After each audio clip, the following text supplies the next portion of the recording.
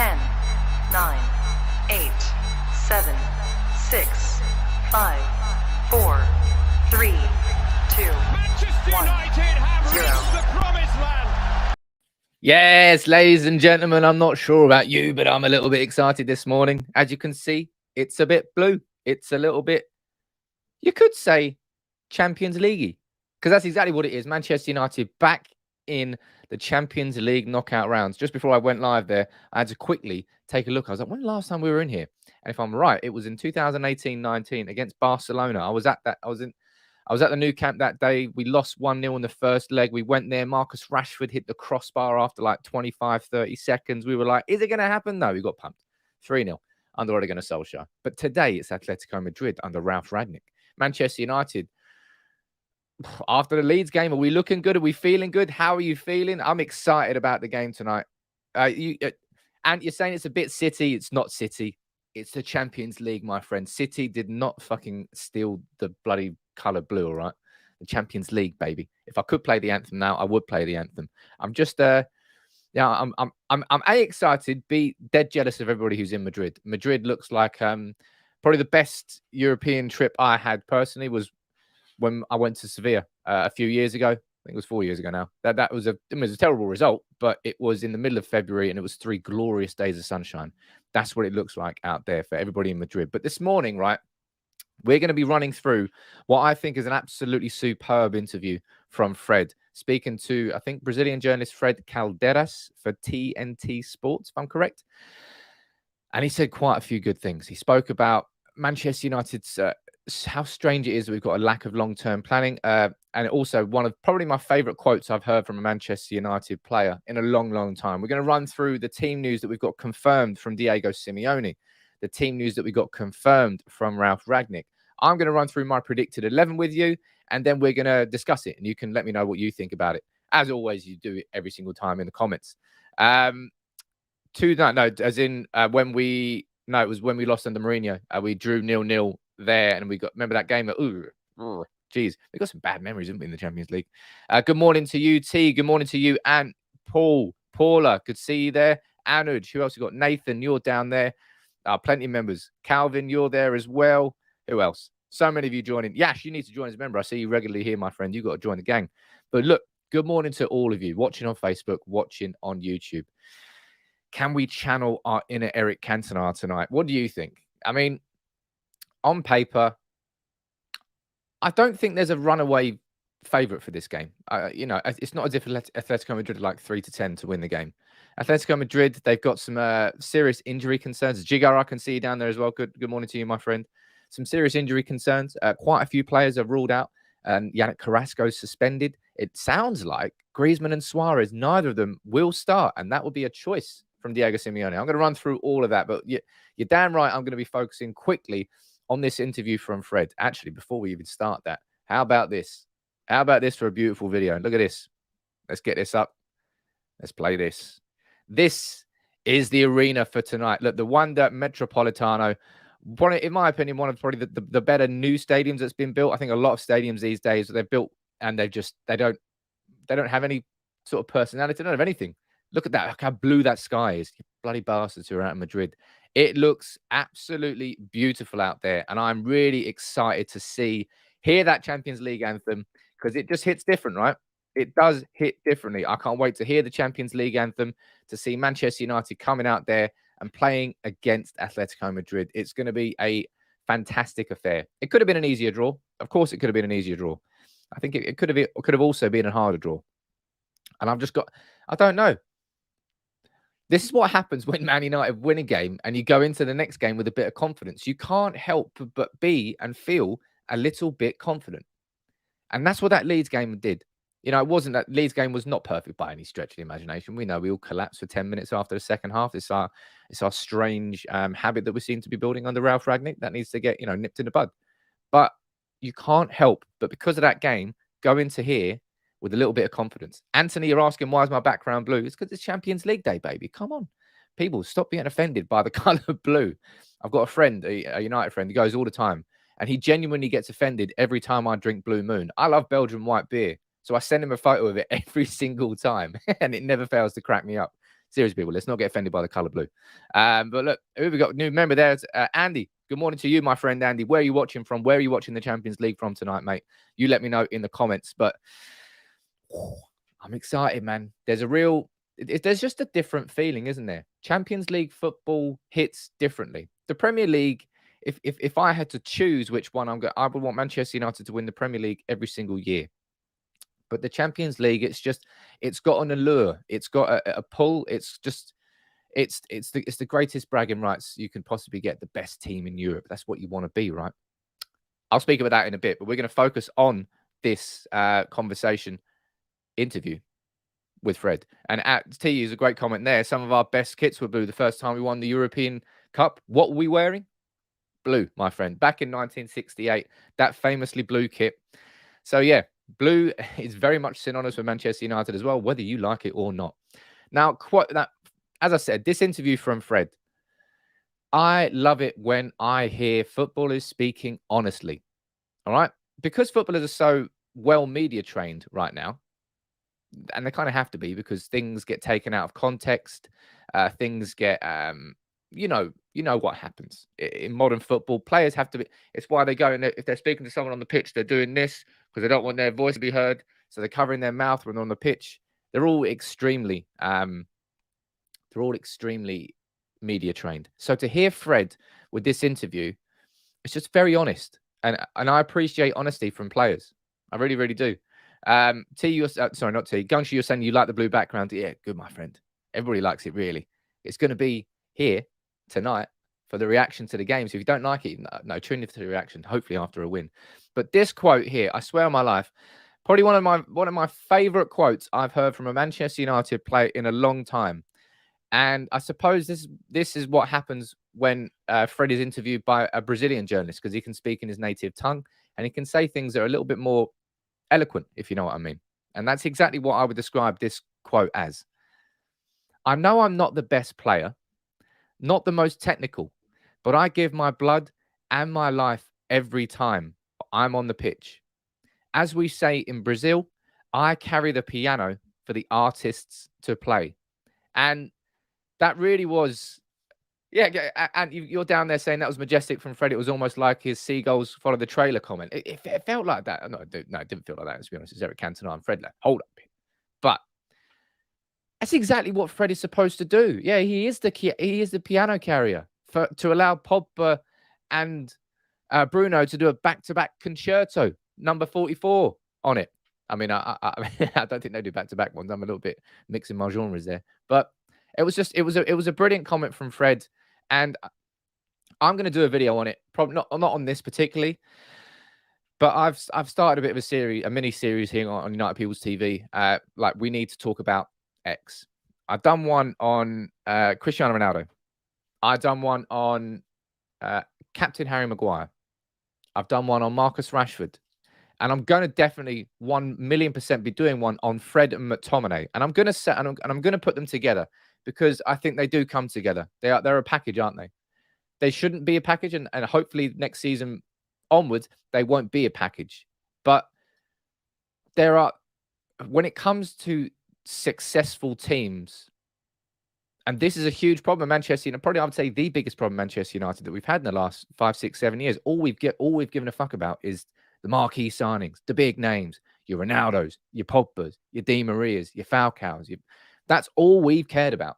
And that's been a huge part of why we're such an unbalanced squad, why we're such an unbalanced club.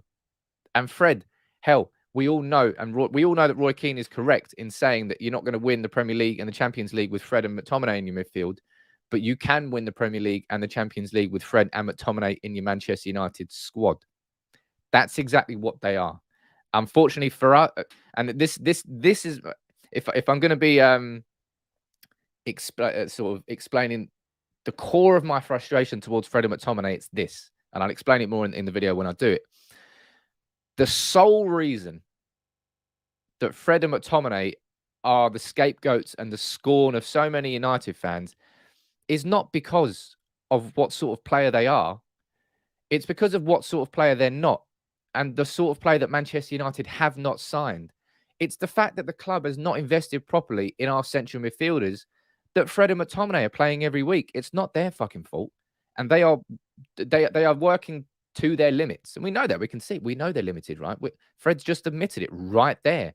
I know I'm not the best player. That's called self-awareness. Self-awareness is such an important aspect of life. But hell, I'm going to start ranting and raving about this. Let's get into this Fred interview. I know I'll do that in the video itself when I run through it. And there was a super chat that got fired in there. I don't want to miss that. Ash, how you doing, buddy? He's saying, recently discovered your channel and really enjoying it. I appreciate that, Ash. All the best. You should join as a member. I'd love to have you there, Ash. Come into the WhatsApp group. It's a bit hell. It's a bit of a hell. It's not hell in there. It's good fun in there. Loads of members. And as I said, I will apologize. Oh dear. I will apologize to all the members on YouTube and Facebook. At this moment in time, I still haven't launched the extra members content. So I do want to say sorry for that. I'm about a week or two away from launching the podcast, and that's been taking over quite a lot of my time. So very soon, we're going to have a United People's podcast coming at least once a week.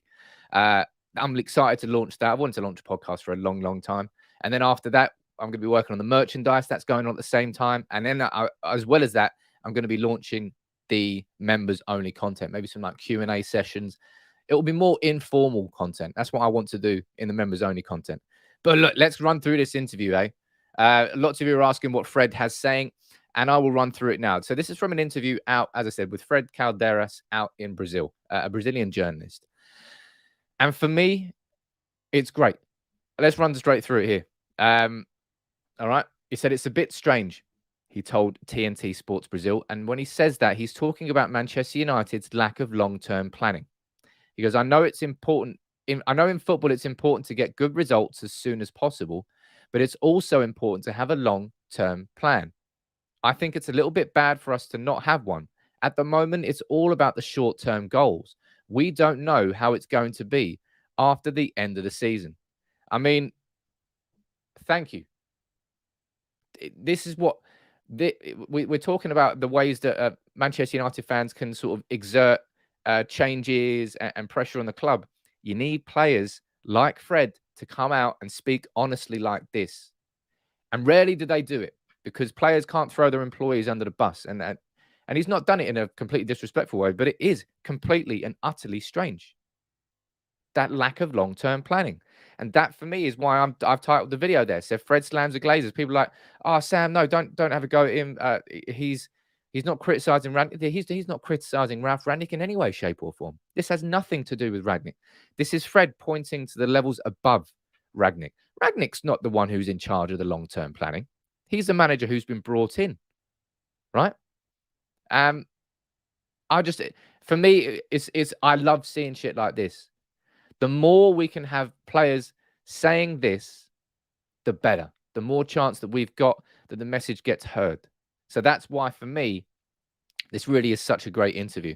Quite a few asking about the podcast there. It will be available on Spotify. Nathan, you're asking, will the podcast be separate? Yeah, it will be separate content from the videos, completely separate. It's just another thing that's going to be launched.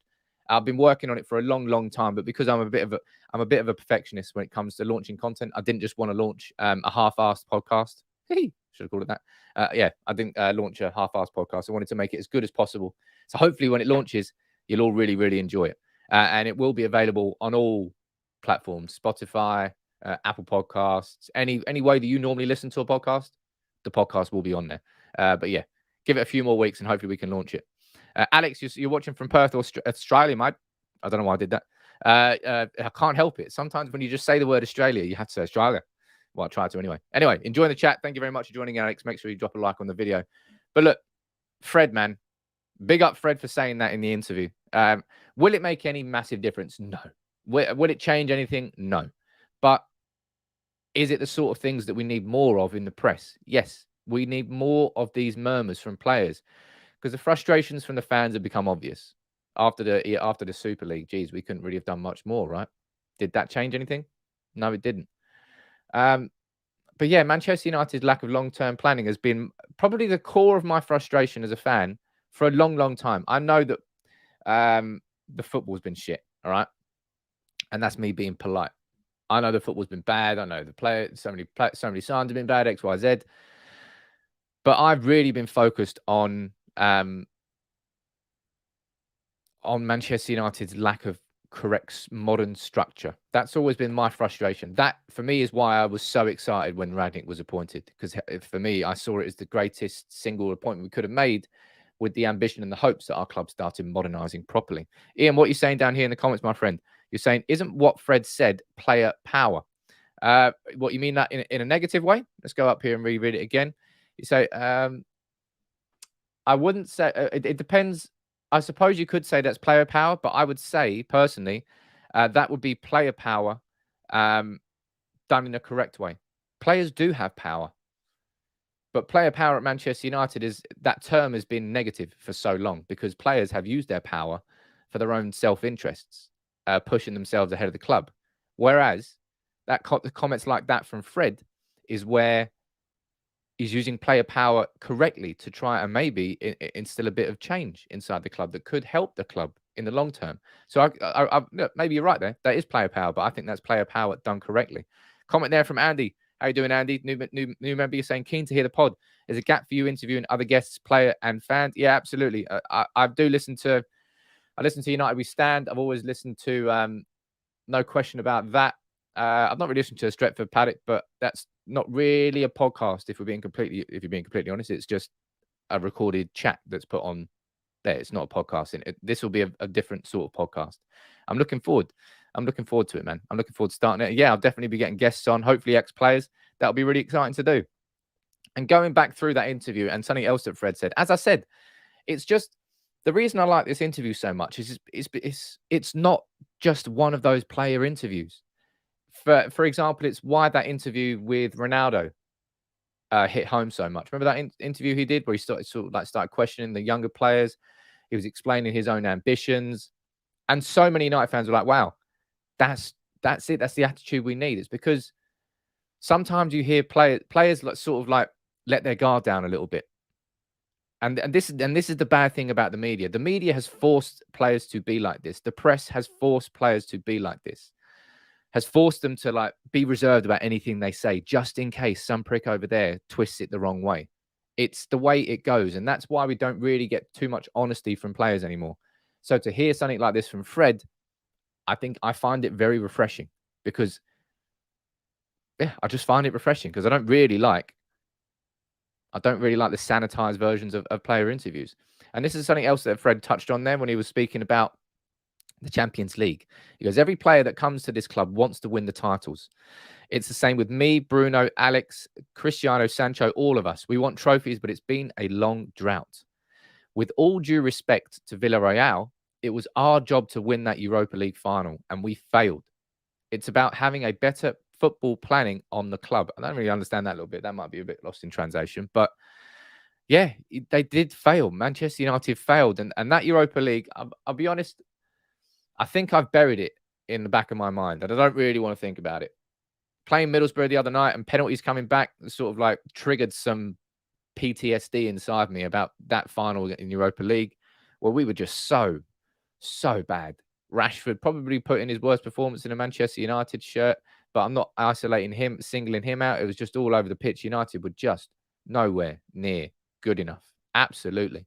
So yeah, it's just, yeah, you did fail, Fred. Failure is the only way to describe that. It's not about bouncing back, about showing in the next game that we can do it. It's no, you just absolutely fucked up. And let's be honest, that was the beginning of the downfall for Solskjaer. I think things could have worked out differently had we won that game. As soon as we lost that penalty shootout, it was just a slow downward spiral for Solskjaer at Manchester United, and it turned into a downward tornado. Could it have been different? Yes, I think it could have been. Had we won that game, we would have got into the Champions League. We would have had, it would have been a European title. We obviously got into the Champions League because we finished second. But I don't know, man. I wish that worked out differently, that final, and it stings me. So just to hear Fred speaking, honestly, it's what we should want and what we should encourage from Manchester United players. It's what we want to hear more of. And as I said, that quote there, one of my favorite quotes I've heard from a Manchester United player in a long time. The self-awareness just to say, I know I'm not the best player, not the most technical. That's just that's being self-aware. It's understanding your own position and your strengths and your weaknesses. That's important in life, in any job, in any vein. Understand your own position with self-awareness. But I give my blood and my life every time I'm on the pitch. And people, and this, as I said, I put this on Twitter yesterday. What's it on? It's got a ridiculous amount of interaction. I don't normally get things like that. I should hopefully get more. But look, that's the sort of conversation that comment has sparked, because so many United fans are correctly pointing out that title-winning teams need a player like that. Fuck, man. Look, Jordan Henderson, he's not the best footballer in any way, shape, or form. What has he done, though? He's crafted a position inside that Liverpool squad over the last few years that's made him completely and utterly indispensable, really, until Fabinho came in, because he was the piano carrier for the other players. Every squad needs it. Every squad needs them. And as I said, Keane is right that we won't win the Champions League with Fred and McTominay in our starting 11 every week, but we will win the Champions League and the Premier League if they're in our squad and we've got better players around them. They're excellent squad players. I remember I went in way too hard on Fred. I think it was was it Everton? When he went into a shoulder barge with, was it Damari Gray? I think it was him, on the halfway line. That was when they hit on the counter-attack and they scored. And I was just like, oh, I'm done with Fred. I'm done with Fred in midfield. Yeah, and I went too hard there. I went too hard too early on Fred. And Fred knows, as long as Fred knows his own position and he has that awareness, as I said, the frustrations around Fred are not because he's a crap. It's because we haven't fucking signed proper central midfielders and we're having to play Fred and McTominay every week. We shouldn't have to do that. That's not their fault. That's the club's lack of long-term planning, which Fred is correct to point out. Yeah, well done. Well done, Fred, for that interview. I really liked it. Puts a little bit more focus on the major problems at the club, which are the lack of long-term planning, which is the lack of a long-term strategy. Fred's completely right to point these out, and I'm going to speak about them, as I said. Chris, what are you saying in the comments here, sir? Nice to see you there. Say if we don't finish top 4 this season and crash out the Champions League, how much do you think the Glazers will spend in the transfers for next season? Obviously, you're going to remember that video that I did on the Glazers strategy. Now, that Glazers strategy video that I did sort of exposed what they were doing, and I've proved it with all the numbers. When Manchester United finish inside the top 4, typically the spending the next season went down because we had made top 4. If we then didn't make the top 4, the spending in that summer would go up because we need to get back into the top 4. And it was a bit of a cycle of that. It's only been broken twice. Once under Mourinho, I think in his second season? I think it was his second season, or his third season, where he finished inside the top 4 and was then given big money. I think it was into the second season, actually. And that was the only time that he got broken until this season. This season, we finished second last year, and we... What did we do? I completely got a mind blank. Sorry, I just forgot whether we finished second or not. I don't know whether we did now. Anyway, we finished inside the top 4 last year. But then we signed Ronaldo, we signed Varane, we signed Sancho. We signed big this year. Has there been a significant improvement? Not really. So I think the Glazers are going to be sort of, they're going to be concerned about spending that amount of money again, because, as I said, there's only been 2 times that we've broken that strategy, once this season and once under Mourinho.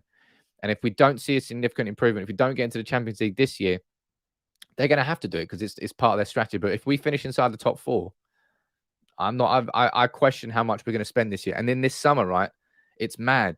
We need, I've already said this before, and we'll speak about it much closer to the time because transfers are not the talking point at the moment.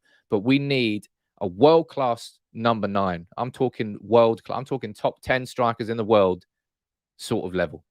And we need one world-class central midfielder and one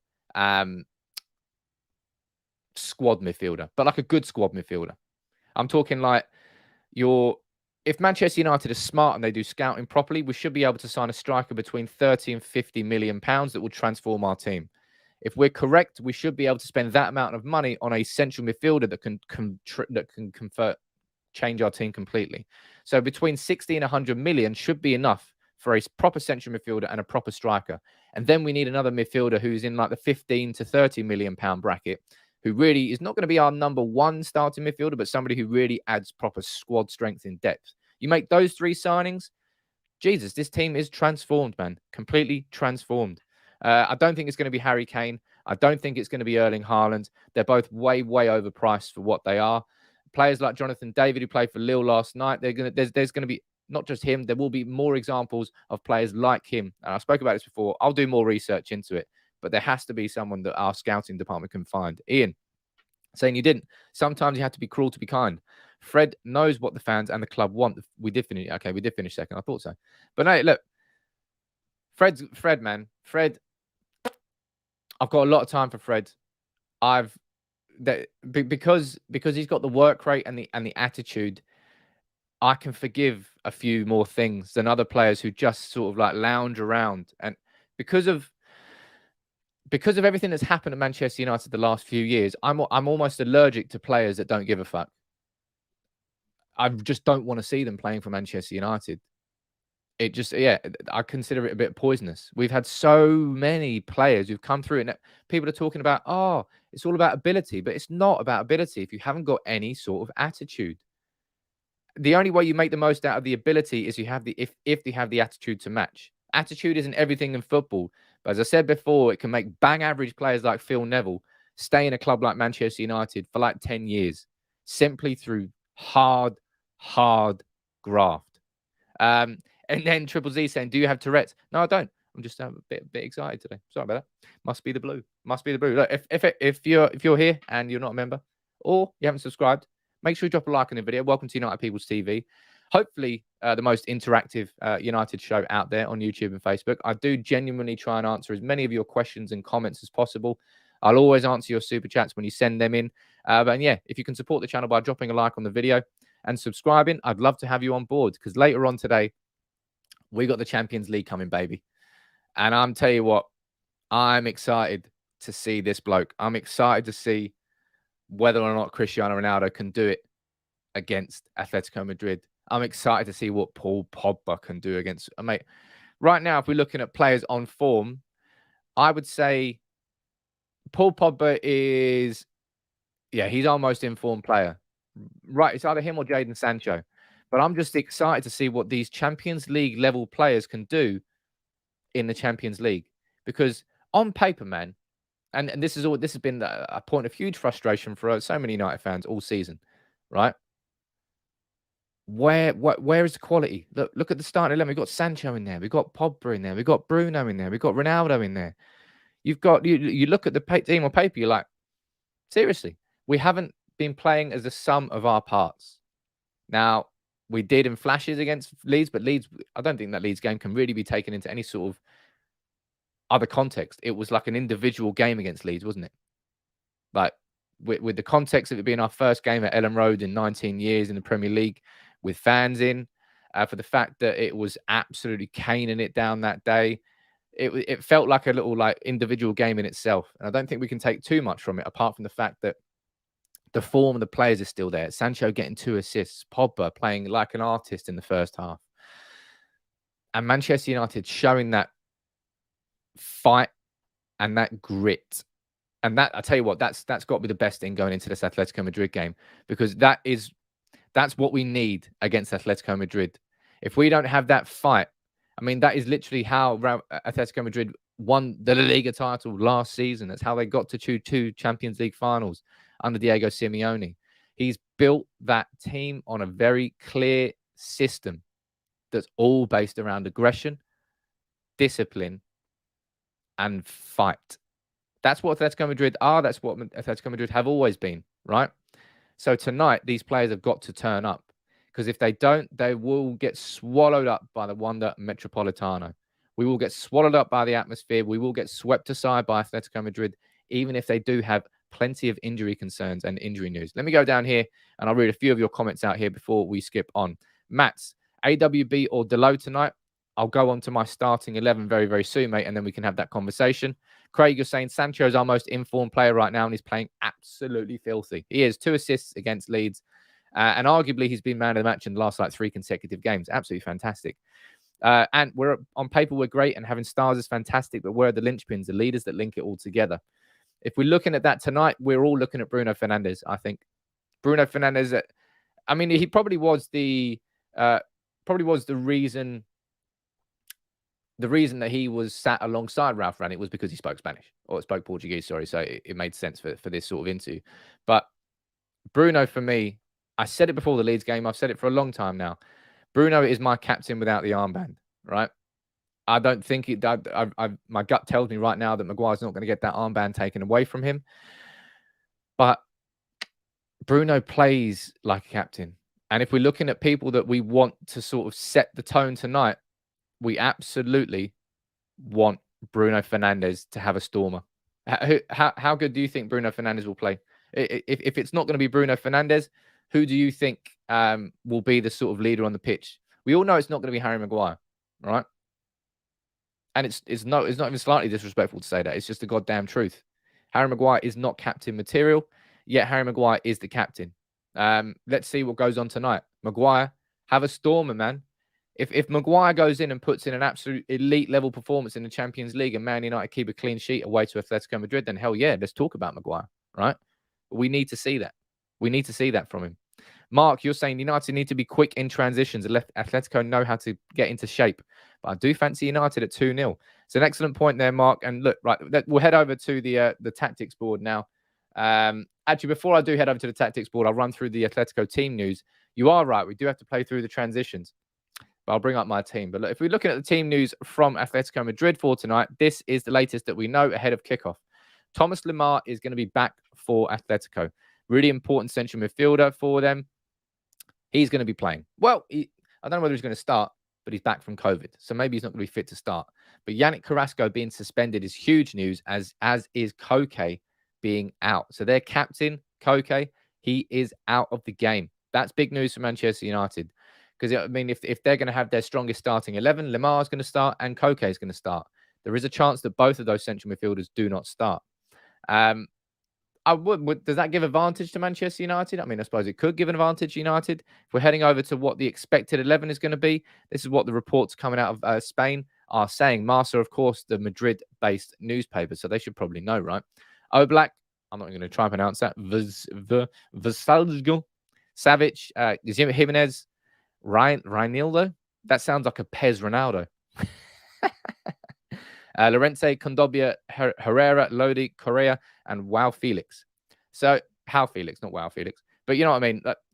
They're going to have plenty of players out, but still a very decent squad. Because they're at home, they're going to have the extra atmosphere, X, Y, Z.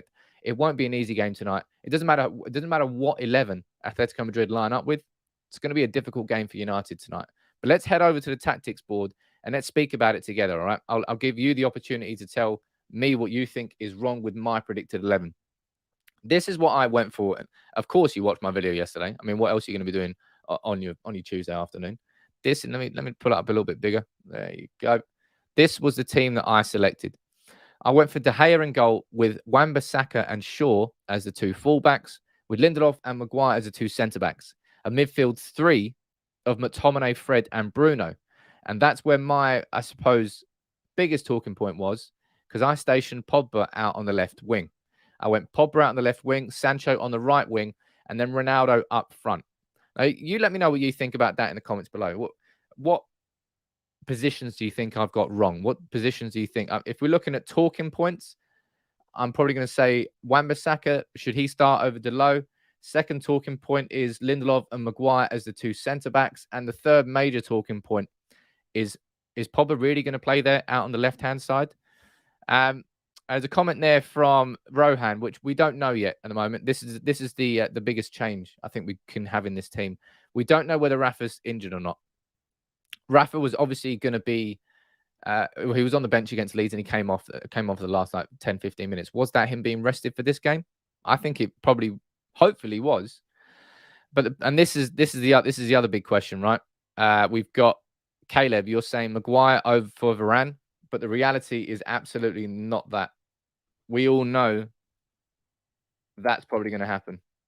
Now I know that Ralph's been speaking about Lindelof ahead of the game, you know, saying that his qualities, X, Y, Z. But it just strikes me if there's going to be a game where Varane's brought in, I don't think he's going to drop Maguire. I just don't see it happening. Let me go down there and see what else you're saying in the comments. You've got a comment. Where is it? I caught up there. Chris, you're saying Delo at right back. Now, yeah, that's as I said, these are the biggest talking points. In my opinion, I think he goes for Wan-Bissaka today. And I suppose it depends how aggressive he wants to be. Because there's no away goals in the Champions League anymore, this is different, right? This tonight is different. If this was last season in the Champions League or any season before in the Champions League, the priority for Manchester United tonight would be to get a goal. Even if we concede a goal, we have to make sure that we score a goal and get an away goal because it changes everything in the second leg. Therefore, this game is different. And therefore, this man and his natural defensive ability is probably more important than Diogo Dalot, who we all know is far better going forward. When you get Dalot in these positions, when you get him down there to get crosses in for Ronaldo, yeah, we all know that he's a far better player. But when it comes to natural defending, one-on-one situations and tackles, Wan-Bissaka hands down. And that, for me, is probably why I think Wan-Bissaka started against Leeds, because it's the same situation in that game and also get some minutes into his legs. So I think that Wan-Bissaka is going to be coming in because Manchester United, as I said, it's not really about scoring and keeping a clean sheet tonight. If anything, a draw is fine. A draw tonight is completely and utterly fine. A draw tonight, it's advantage United going into the second leg. This very much is a don't lose game. All right? If we come away from tonight with a 3-0 defeat against Atletico Madrid, it's basically over before we go to Old Trafford. That's what I think anyway. Quite a few of you are talking about Telles instead of Shaw. I don't think that will happen. Not tonight. Shaw, you're saying he was non-existent against Leeds. I don't think he was non-existent. I think there was a couple of points where he really sort of burst forward. Shaw, though, you know, his form has been very, very, very inconsistent. We all know it's been very, very inconsistent. And I don't think that's going to change. But I don't think I would switch Shaw out. So that's the back five I'm backing. And this, I suppose, is the most interesting and biggest talking point, right? Because, of course, it means Paul Pogba is out on the left wing. Now, as I explained in my Predicted 11 video, which obviously all of you have watched, Jesus Christ, the reason I'm putting Paul Pogba out there is one of two things. One, it's to actually no, it's not really one or two things. It's just everything. Manchester. There was a comment that was left earlier about transitions, about the fact that if Manchester United don't play quick through the transitions, Atletico Madrid will just drop into shape, and Man United will really struggle to find any sort of room. And I think that's probably going to be the case. But Manchester United, at the same time, when it comes to transitions, that's why I'm putting Paul Pogba out there on the left wing. Manchester United have to make sure that if, for example, the ball is here, the ball is moving across there, XYZ, we lose it, and all of a sudden we're on the back foot. Manchester United need to make sure that once we get into these positions here, that we don't just hoof it long, that we don't just kick it over there, and all of a sudden Atletico Madrid have got the ball back, and we're back in defensive shape. That's why I think having Paul Pogba up here can make a bit of a difference. He's somebody who can receive the ball with his back to goal, slow it down slow it down a little bit, bring Bruno into it, bring others into it, actually hold the ball. Rashford will not be able to do that. The only reason Rashford starts there is if we just boot the ball over the top and he runs in behind. But given the fact that this is more of a don't lose game, I don't know. That's what my instinct is telling me. Right? That if I was Ralph, I would consider that as an option. I don't. He hasn't played Pogba out there yet. He's only played Pogba as part of a midfield three as one of the two number 8s. So it would be different, and it would be a little bit of a curveball. But let me see what you think about that in the comments, eh? And there's a super chat coming in from Chris. How you doing, Chris? Thank you very much, buddy. He said, if there is any one player who knows how to defend against Atletico better than any other, it's Varane. We have to start him with the Spanish League and Champions League experience.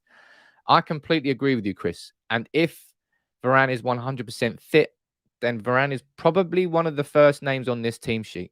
But the question is whether Varane is fit. If he was completely fit, would he have started against Leeds? I think he probably would have started against Leeds. But it wasn't like a major injury that he had. It was sort of like a niggle, wasn't it? He was taken off as a bit of a precautionary concern, fit enough to make the bench against Leeds. Let's see what goes on. I would absolutely love Varane to start tonight, because then we've got Champions League Varane and we've got Mr. Champions League up front. Do you think Ronaldo's going to score tonight? We've got to have a conversation about it. You let me know in the comments below. I'll read a few of your comments out. Andrew, you're saying play Matic, Bruno, and Pogba for the win.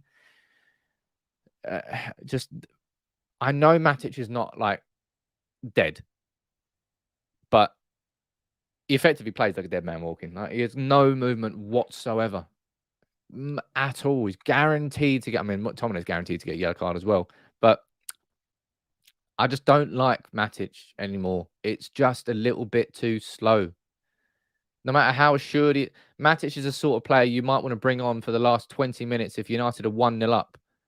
Then you switch McTominay out for Matic. Then it's perfect for Matic.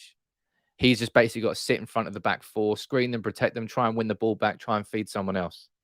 But to bring Matic in from the starting 11, I don't personally think we should. That's just my own opinion anyway. Let's go down here. Anna, you're saying, hell yeah, Ronaldo's going to score. Absolutely. I hope you're right, my friend.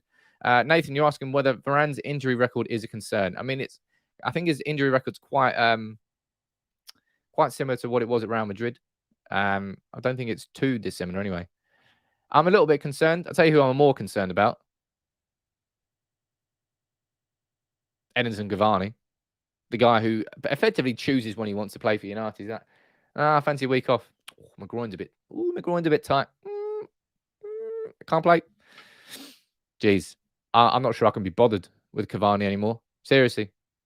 I love watching him play. Wonderful head of hair. Love his attitude when he's on the pitch. We're not going to miss him at the end of the year, all right? When Cavani leaves, we'll get someone in who, actually is there for more than one game in a row. Cavani in his first season missed the first 3 months with injury, I think. Then had a barnstorm in second half of the season. We're like, wow, wish he was here earlier.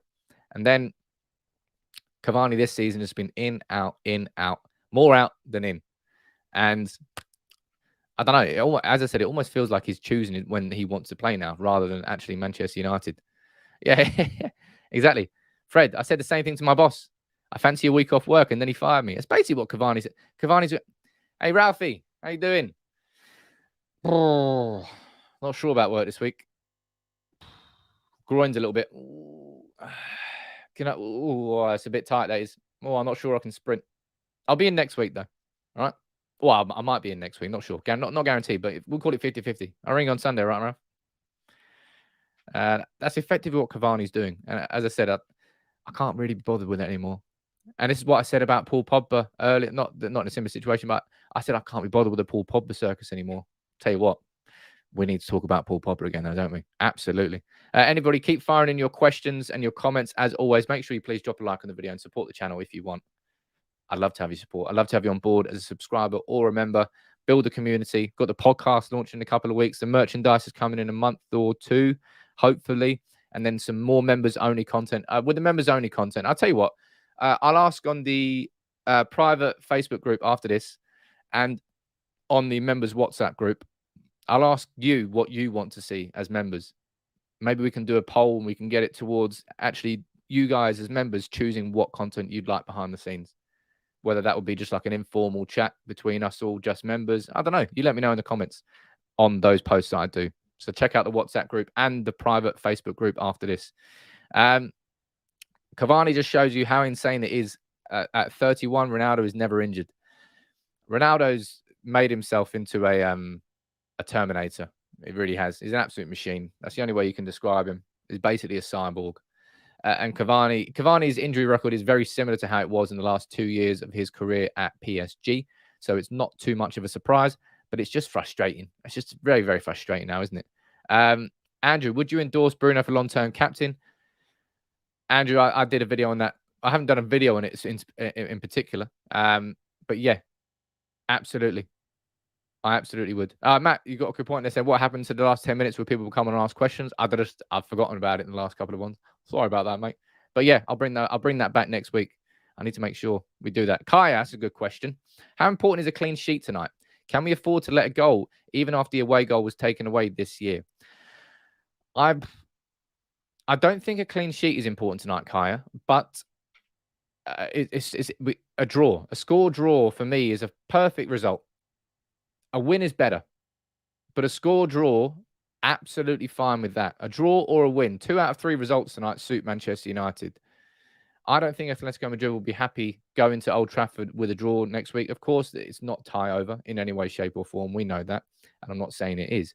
But I think Manchester United are going to this game tonight knowing that avoiding defeat is the only mantra. It's a two-legged affair.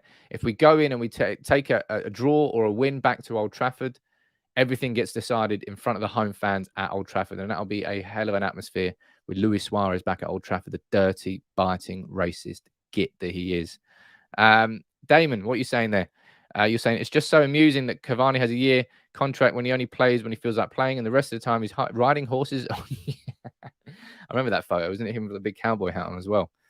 JJ Milan. Oh, that's very nice. Look, I'm from the future. I just wanted to let you know that United are getting destroyed. Thank you very much for coming from the future, JJ. Make sure you go back there and just close the door on the way out. You're actually less confident of beating them at Old Trafford. I suppose I think that's the fear of that's just fear. It's just utter fear. Manchester United will not go gung-ho tonight. It will not be all-out mayhem. It will be control, and breaking where possible. And I don't think the breaks will come through sheer pace. I might be wrong, right? It may well be Pogba and Bruno with McTominay as the holding midfielder and Fred coming on for the last 30 minutes, like he did against Leeds, with Rashford and Sancho on the wings and Ronaldo up front. But let's see what goes on, eh? Sandy, you disagree with me, saying, Sam, we've got to go for the win. We're going to be vulnerable at home. We've got to treat tonight like a final. We will not treat tonight like a final. It is not a final. It is two legs. And for us to try and treat tonight like a final, you're going to go and get knocked out of the Champions League. Simple as that. You're playing against a team who, Atletico Madrid, they're not the team that they once were. We all know that. I've said that. I've said it multiple times now. But what's your predictions, eh? Fire your predictions in the comments. I'll read a few of them out and then I'll give my prediction at the end. Gave my prediction yesterday. Hannibal has obviously travelled with I think I did have a picture of Hannibal up here. So where is he? There he is. He's actually got the braids in. Hannibal there. The big afro has been tamed, but still a top draw player. Let's see whether or not he gets any. I don't think he'll get any minutes tonight, but simply being in and around the matchday squad is not a bad thing for him right now. Let me go down here, though, and read a few of your opinions out and a few of your match predictions out. Let's go down and see. What have we got? We've got Ahmed. You think it's going to be a score draw 1-1. Aaron, you think it's going to be 2-0, my friend. Paul, you agree. 2-0. Paul, you say 2-1, a tight 2-1 win. Phil, you say that as well. 1-1 draw, says Carl. Prediction, you're saying 2-2. 3-1, says Alex. 1-1 says Ant. You saw my predicted 11. I think it's going to be a 1-1 draw tonight. That's what it strikes me as a score draw. Will that make the game against Atletico Madrid at Old Trafford tense and nervy? Hell yeah, it will. But this is the Champions League knockouts.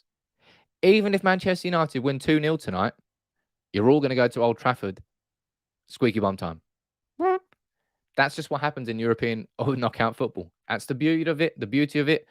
So much is riding on it, and the emotions at the end of that 90 minutes can be just pure, unadulterated joy or all-consuming sadness. Maybe not sadness, but you know what I mean.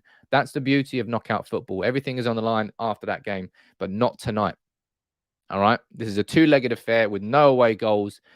It's changed. Look, you saw it. We all watched the Real Madrid against PSG game. Real Madrid don't play like that. They camped. They were just going, right, we'll just stop them there and we'll beat them at the Bernabeu. Easy. It didn't because Mbappe popped up in the 94th minute. But I think it's going to be a 1-1 draw tonight. Let's see what goes on. I'm nervous. You're nervous. The lights are on. The Champions League anthem is coming back. I'm so excited for anybody who's gone there. Enjoy. I know plenty of lads that have gone over there, and I'm not even slightly, of course I'm fucking jealous. It looks absolutely incredible there. 2 days of pure sunshine. Enjoy it. Oh, I'll be here later on. There won't be a video during the day today because, there is no talking point. The talking point will come tonight. In 12 hours' time, we'll have the talking point. And hopefully it's going to be after Manchester United get a draw or a win, ideally, away at Atletico Madrid. And if I can somehow see Luis Suarez crying tonight, I don't know how. Somebody throw something at him. Somebody go and stand on his toe. Somebody go and kick him in the bollocks. I don't care how anybody does it. Just somebody make Luis Suarez cry tonight. That's all I'm asking. It's not much. All right? Anyway, Thank you all very much for joining in this morning. I apologize, I haven't done the call-ins this week. I genuinely have forgotten about that. But make sure as members you check out the WhatsApp group and the private Facebook page. I'm gonna ask you what you would like to see as members only content. Thank you to, was it Andy? I think Andy joined, and anybody else who sent in a super chat. Big up to all of you. As I said, if you want to support the channel, make sure you drop a like on the video and subscribe to United People's TV. But I will see you later on after we've won at the Metropolitano. Maybe.